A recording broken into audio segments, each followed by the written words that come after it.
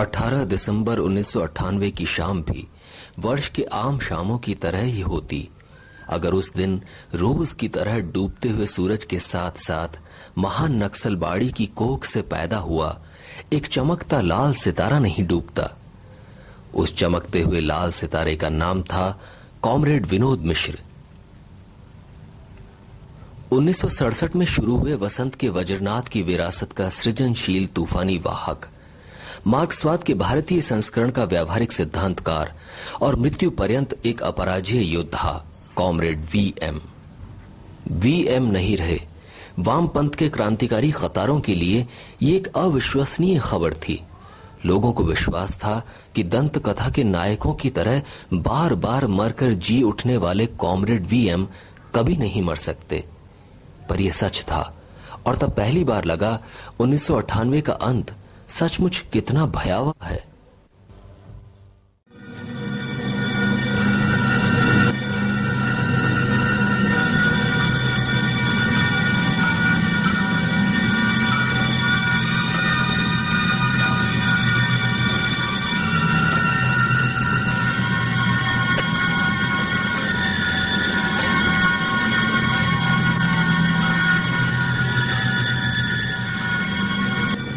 देखते ही देखते बिहार के धधकते खेत खलिहानों से लेकर कल कारखानों और राजधानी दिल्ली की सड़कों पर शोक की चांदनी पसर गई। झंडे झुका दिए गए और तब हजारों तनी हुई संकल्पबद्ध मुट्ठियों ने लहरा कर कहा,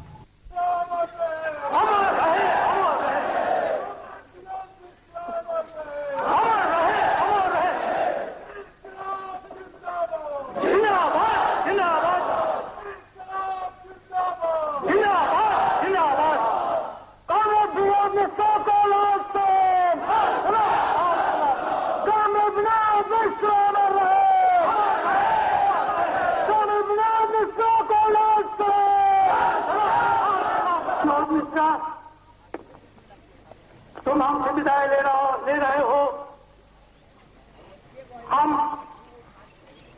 हमारी पार्टी जो शिक्षा प्राप्त किए हैं, हम शोक को शक्ति में बदल देना जानते हैं। हमारी पार्टी की परंपरा रही है कि तमाम कठिन परिस्थितियों में भी कठिन परिस्थिति को मुकाबला करते हुए हमारी पार्टी और भी दुगुनी ताकत के साथ आगे बढ़ते रहे हैं, आज भी आगे बढ़ते रहेंगे। हम तुम्हें कभी नहीं भूलेंगे। हम तुम्हें साथ लेकर तुम्हारे विचारों को, तुम्हारी पार्टी को आगे लेकर हम चलेंगे। साथी विनोद मिश्रा।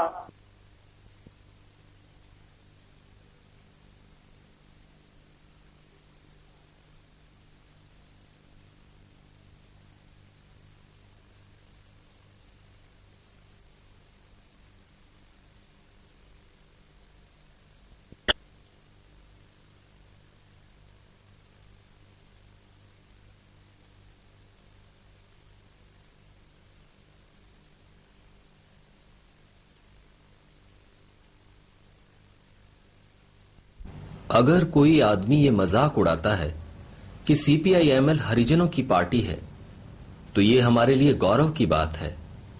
हम समाज के दबे कुचले लोगों की पार्टी हैं, यही कम्युनिस्ट पार्टी का मतलब होता है।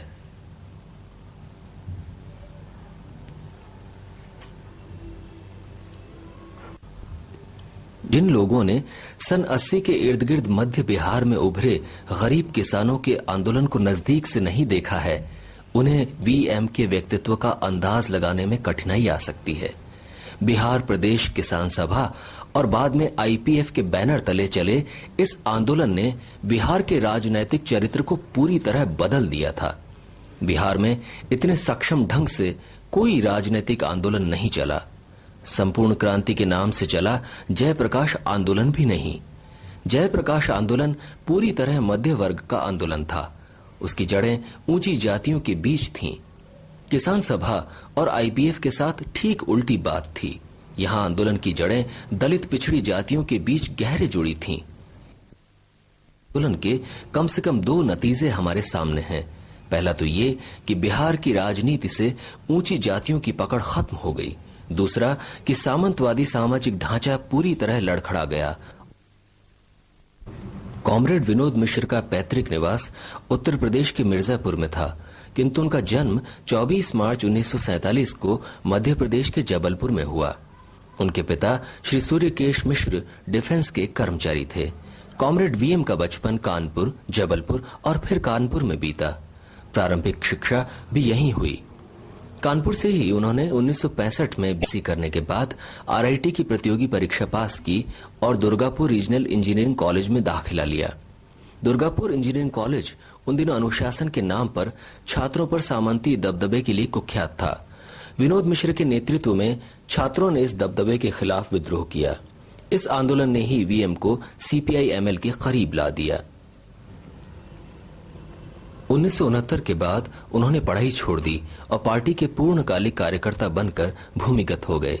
1971 में चारू मजूमदार की शहादत के बाद सांगठनिक तौर पर कई टुकड़ों में विभाजित पार्टी को पश्चिम बंगाल में विनोद मिश्र और बिहार में कॉमरेड सुब्रत दत्त ने पुनर्गठित करने की अथक शुरुआत की।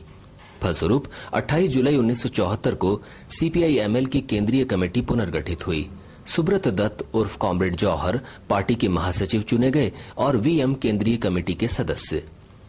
19 नवंबर 1975 को सुब्रत दत्त भोजपुर के बहुआरा गांव में पुलिस से लोहा लेते हुए शहीद हो गए। इस शहादत के तुरंत बाद 25 नवंबर 1975 को विनोद मिश्र पार्टी के नए महासचिव बने। कॉमरेड वीएम ने ऐसे समय में पार्टी की कमान संभाली थी जब समूचा नक्सलबाड़ी आंदोलन भारतीय शासक वर्ग के क्रूरतम दमन से लगभग पूरी तरह बिखर चुका था।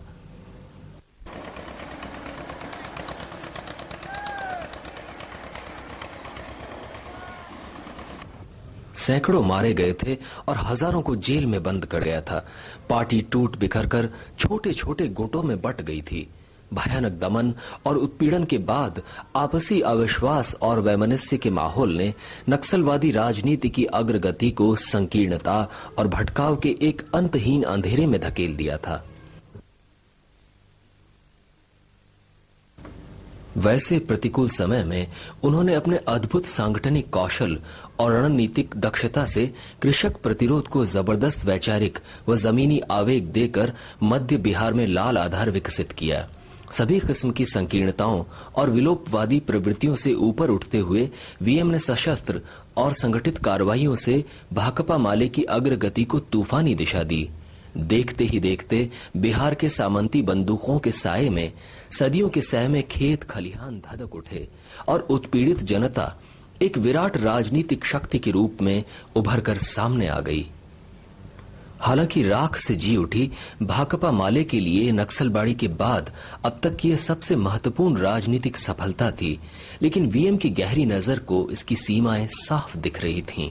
यही वजह है कि नई चुनौतियों और नए कार्यभारों को पूरा करने के लिए उन्होंने 1978-79 के दौर में शुद्धिकरण अभियान चलाया। अपनी कतारों को मार्क्स, लेनिन, माओ और चारू के राजनीतिक दर्शन से लैस करते हुए एक नए किस्म के जनवादी मोर्चे को विकसित करने के लिए कॉमरेड नागभूषण पटनायक के नेतृत्व में इंडियन पीपल्स फ्रंट का गठन किया। भारत की जनवादी क्रांति को गति देने के लिए व्यापक आम जनता के साथ संश्रय तैयार करने के लिहाज से ये एक अद्भुत रणनीति थी। शासक वर्गों की पूंजीपति पार्टियों, दक्षिणपंथियों तथा संसदीय राजनीति के दलदल में फंसे अवसरवादी और पिछलग्गू वामपंथियों के खिलाफ वीएम के नेतृत्व में यह जनता का वैकल्पिक और एक रचनात्मक क्रांतिकारी वामपंथ था, जो परंपरागत वामपंथ के तमाम संसदीय और अति वामपंथ के वाम दुस्साहस का निषेध करते हुए मार्क्सवाद के एक नए मौलिक भारतीय संस्करण का दास कैपिटल संसदीय और जमीनी संघर्षों के मैदान में रचा गया था। ये भारतीय छाप का वामपंथ था जिसके उभार ने आगे चलकर वामपंथी राजनीति की दिशा बदल दी। हुआ कम्युनिस्ट पार्टी का भाकपा माले का लाल झंडा है। इंजीनियरिंग कॉलेज में वैनगार्ड नाम की मार्क्सवादी पत्रिका निकालने वाले दुस्साहसी छात्र विनोद मिश्र पहली बार 1970 में निवारक नजरबंदी कानून के तहत गिरफ्तार हुए। बरहमपुर जेल से जब वे 2 साल बाद रिहा हुए तो 24 वर्षों के भूमिगत छापामार जीवन में फिर कभी गिरफ्तार नहीं किए जा सके। पुलिस और जनता दोनों के लिए ही जीवित किंवदंती बने रहे। हालांकि 1979 में एक कॉम्बिंग ऑपरेशन के दौरान दार्जिलिंग जिले के बड़पत्थुजोत गांव में उन्हें ईस्टर्न फ्रंटियर राइफल्स की गोली का शिकार होना पड़ा, पर पूरी तरह जख्मी होने के बावजूद वे जीवित बच गए। 1978 में उन्होंने चीनी कम्युनिस्ट पार्टी के नेताओं से द्विपक्षीय वार्ता के लिए सीपीआई-एमएल के प्रतिनिधिमंडल का नेतृत्व करते हुए चीन का दौरा किया। भारतीय छाप के वामपंथ का एक ठोस रास्ता बना रहे बंगाल के दिलीप, बिहार के राजू और भाकपा माले के वीएम न केवल गरीब किसानों और मजदूरों के जन नेता थे, बल्कि देश के लाखों नौजवानों और संवेदनशील इंसानों की आंखों में बरबस तैरने वाले क्रांतिकारी कम्युनिस्ट रणनीति के मेधावी प्रणेता थे। उन्होंने वर्ग संघर्ष को राजनीतिक प्रतिष्ठा प्रदान की और पार्टी को मास बोल्शेविक पार्टी का आकार दिया। अराजकतावाद और सामाजिक जनवाद दोनों का ही निषेध करते हुए उन्होंने सीपीआई-एमएल के क्रांतिकारी परचम तले भारतीय वामपंथ की स्वतंत्र दावेदारी को स्थापित किया।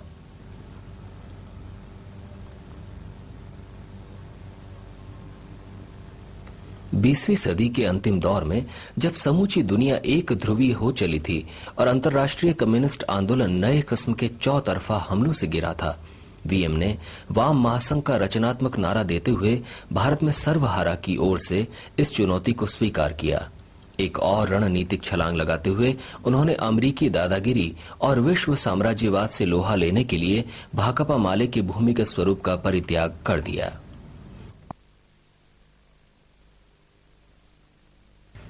अट्ठाईस दिसंबर 1992 को पार्टी की 5वीं कांग्रेस के अवसर पर कलकत्ते की ऐतिहासिक रैली से पार्टी और अपने खुले राजनीतिक जीवन की शुरुआत करते हुए वीएम ने ओजपूर्ण संबोधन में 90 के दशक को क्रांतिकारी संघर्षों के दशक में बदल देने का आह्वान किया। सांप्रदायिक फांसीवादी ताकतों को काबिज होने से रोकने के लिए तमाम लोकतांत्रिक धर्मनिरपेक्ष ताकतों के बीच एक लड़ाकू एकता के निर्माण का महत्वपूर्ण कार्यभार हमारे सामने। आइए हम इस कांग्रेस के जरिए राष्ट्रीय मुक्ति और जनता के जनवाद की एकताबद्ध, आत्मविश्वास से भरपूर और शक्तिशाली पार्टी के बतौर बने। महान नक्सलवादी उभार की 30वीं बरसी के साल में हो रही है।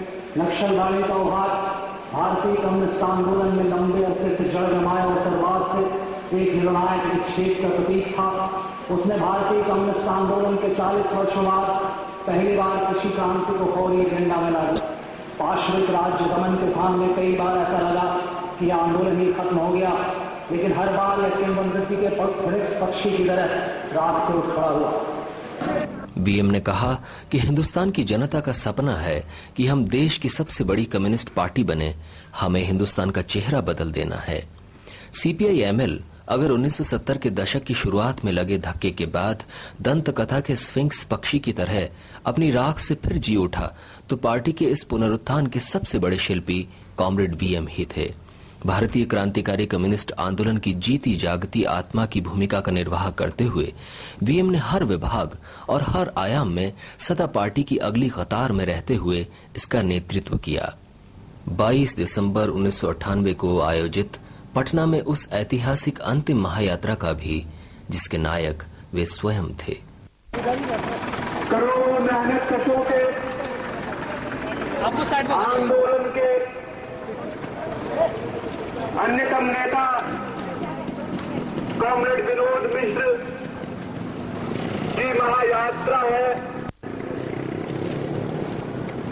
कॉमरेड विनोद मिश्र जिन्होंने पटना की सड़कों पर आप तमाम लोगों के